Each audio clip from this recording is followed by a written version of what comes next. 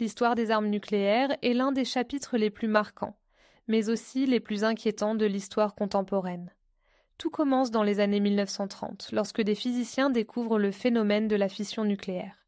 En 1938, les chercheurs allemands Otto Hahn et Fritz Strassmann réalisent la première fission d'un noyau d'uranium, ouvrant la voie à la possibilité de libérer une énergie colossale.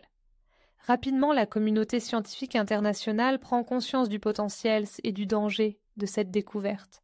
Dans le contexte troublé de la Seconde Guerre mondiale, les États-Unis lancent le projet Manhattan, un programme ultra secret visant à développer la première arme nucléaire avant l'Allemagne nazie. Sous la direction de scientifiques tels que Robert Oppenheimer, Enrico Fermi et Niels Bohr, d'immenses moyens sont mobilisés. En juillet 1945, l'expérience Trinity, dans le désert du Nouveau-Mexique, marque le premier essai réussi d'une bombe atomique. Quelques semaines plus tard, le monde découvre l'ampleur de cette nouvelle puissance destructrice. Le 6 août 1945, une bombe à l'uranium, surnommée Little Boy, est larguée sur Hiroshima. 3 jours après, une seconde bombe, au plutonium cette fois, frappe Nagasaki. En un instant, des centaines de milliers de vies sont anéanties. Le Japon capitule peu après, mettant fin à la guerre mais inaugurant l'ère nucléaire. La démonstration de force américaine provoque une profonde inquiétude mondiale. Très vite, l'Union soviétique, déterminée à ne pas rester en retrait, accélère ses propres recherches. En 1949, elle réalise son premier essai nucléaire, mettant fin au monopole américain. Dès lors, une course effrénée à l'armement s'engage entre les deux superpuissances dans le contexte tendu de la guerre froide. Le Royaume-Uni rejoint le club nucléaire en 1952, suivi par la France en 1960, puis la Chine en 1964. Chaque nouvelle puissance nucléaire bouleverse les équilibres mondiaux et amplifie les craintes d'un conflit apocalyptique. Durant les décennies suivantes, l'arsenal nucléaire mondial ne cesse de croître. Les États-Unis et l'URSS développent des bombes thermonucléaires, dites à hydrogène, des armes d'une puissance décuplée par rapport aux bombes d'Hiroshima et Nagasaki.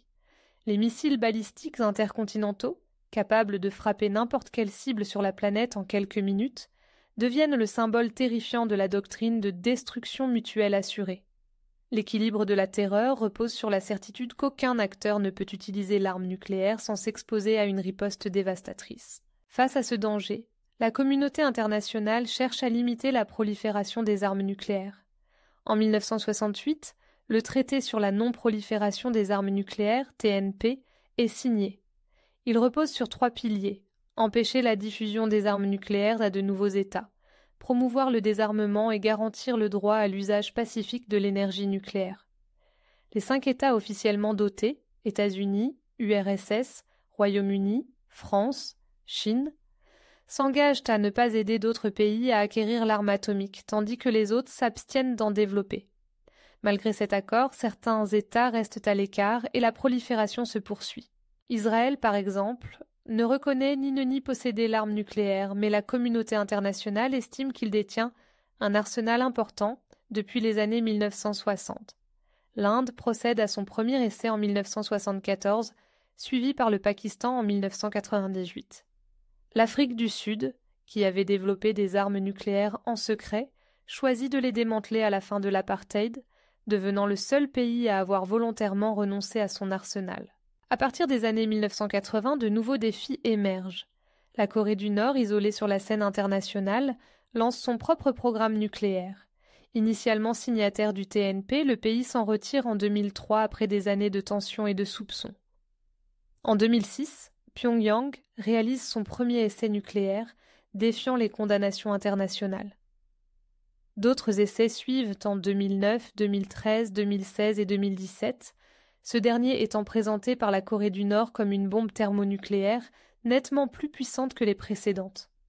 Aujourd'hui, le régime nord-coréen disposerait de 30 à 50 têtes nucléaires, ainsi que de missiles balistiques capables d'atteindre l'Asie du Nord-Est, le Pacifique, voire le continent américain.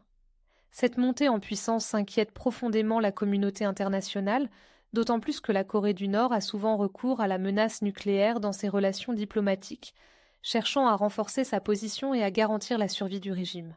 Dans le même temps, l'Iran suscite de vives inquiétudes.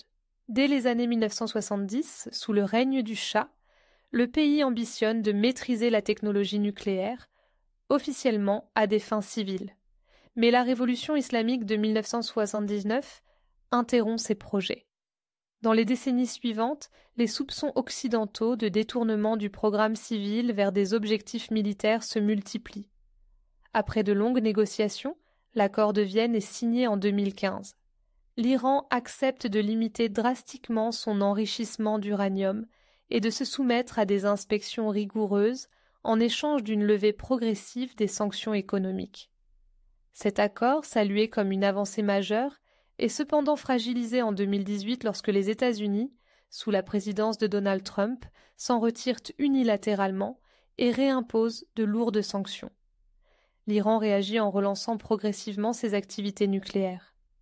En 2025, Téhéran a atteint des niveaux d'enrichissement d'uranium proches de ceux nécessaires pour fabriquer une arme nucléaire, bien que les autorités iraniennes persistent à affirmer qu'il ne s'agit que d'un usage civil. La méfiance règne, et le spectre d'un conflit régional, voire d'une prolifération incontrôlée, plane à nouveau. Ces dernières années, la prolifération nucléaire a pris une dimension nouvelle, marquée par la complexité des enjeux géopolitiques et la multiplication des acteurs. Les traités de désarmement peinent à s'adapter aux nouveaux défis. La modernisation des arsenaux, l'émergence de puissances régionales et la fragilisation du consensus international rendent la situation plus imprévisible que jamais. Aujourd'hui, l'arme nucléaire demeure un symbole ultime de puissance et de dissuasion, mais aussi une source persistante d'angoisse pour l'humanité. Les tensions autour de l'Iran et de la Corée du Nord rappellent que le risque de prolifération n'a jamais vraiment disparu. Face à ces défis, la communauté internationale tente de concilier dialogue, sanctions et dissuasion, dans l'espoir d'éviter qu'une étincelle ne provoque un embrasement aux conséquences incalculables. L'histoire des armes nucléaires, commencée dans l'éclat aveuglant du désert du Nouveau-Mexique, continue d'écrire ses pages, entre espoir de paix et crainte d'une apocalypse.